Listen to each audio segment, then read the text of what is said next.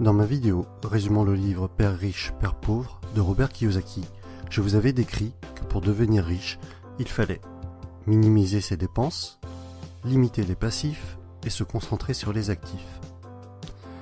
Dans cette vidéo, je vais vous présenter le cadran de cash flow qui représente les 4 possibilités de générer un revenu. En haut à gauche, vous avez les employés qui sont représentés.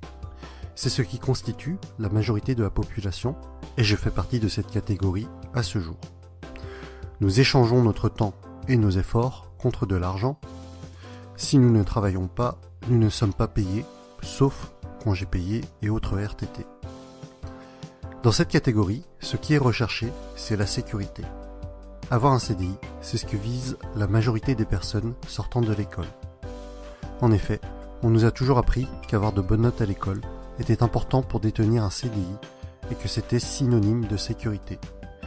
Et c'est cette notion qui prédomine surtout cette catégorie du quadrant.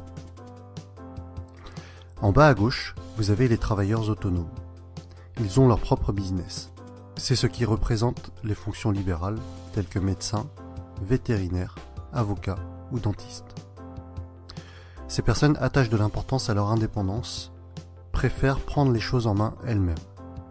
La plupart du temps, elles gagnent plus d'argent que les personnes de la catégorie E, mais comme dans la première partie, elles échangent leur temps contre de l'argent.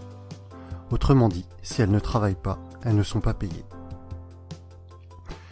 En haut à droite maintenant, il s'agit de la catégorie B. Vous êtes propriétaire d'un grand business, ou alors vous avez votre propre système et pas seulement votre job. Vous mettez en place une façon de générer votre argent, même si vous n'êtes pas forcément physiquement derrière les commandes.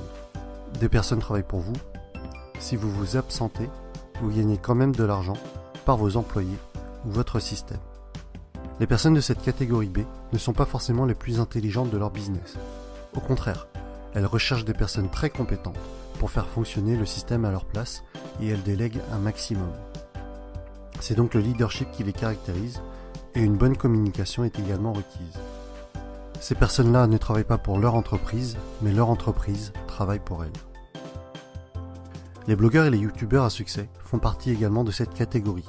Personne ne travaille pour eux, mais leur système, ou plutôt leur support, que ce soit articles, vidéos ou formations, génère des revenus sans qu'ils ne soient obligatoirement devant leur écran. En bas à droite, pour finir, vous avez les investisseurs.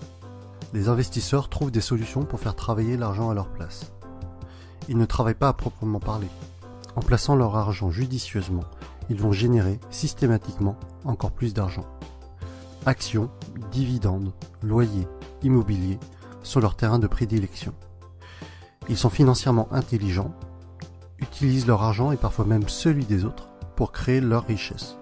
C'est par exemple le cas pour leurs locataires qui, avec leur loyer, payent les crédits de leurs investissements immobiliers. Le constat général est à peu près le suivant. 95% des personnes sont à gauche du cadran et ont 5% de la richesse, alors qu'à droite, on est à 5% de la population qui détient 95% de la richesse. À droite, grosso modo, vous avez l'argent et le temps. Vous accédez à la liberté financière au bout d'un certain temps.